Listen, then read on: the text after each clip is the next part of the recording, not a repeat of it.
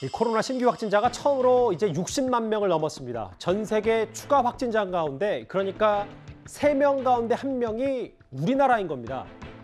글쎄요, 내일 이 수치는 또 깨질지 알 수 없고요.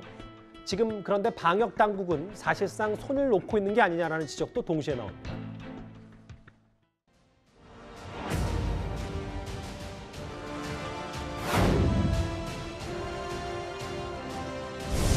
현재 단기 치명률 자체에서는 계절 독감과 유사한 수준으로 나타나고 있다고.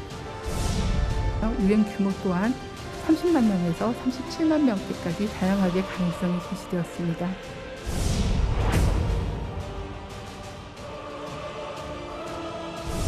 금일 보고된 62만 명 중 7만 명은 전전날 통계에서 집계되지 못한 분들이 보고된 것으로서 이를 제외하면 약 55만 명 정도의 발생이 보고되었습니다.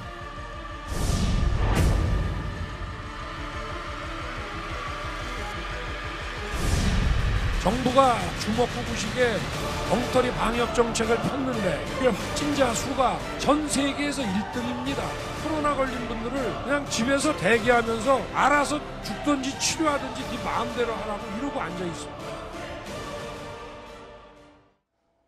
서정욱 변호사님, 오미크론 변이가 너무 가파르게 올라가니까 사실 정부 방역 당국으로서 어쩔 수 없는 부분은 분명히 아는데 그럼에도 통계가 틀린다. 이건 좀 문제가 있는 거 아닌지.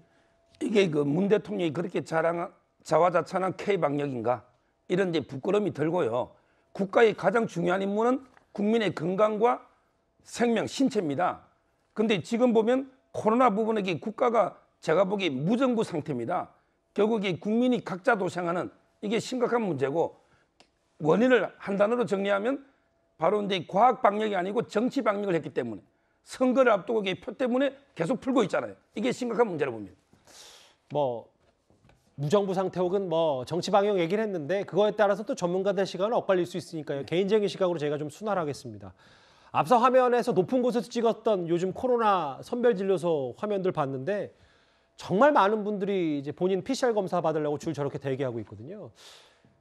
차재현 교수님인데 제가 이 질문을 드릴게요. 그 감염내과 전문의들, 이재갑 교수를 비롯한 여러 인물들은 지금 이 시점에 화면이 좀 바뀔 텐데 이렇게 확진자가 드는 게 방역을 이렇게 푸는 게 맞느냐.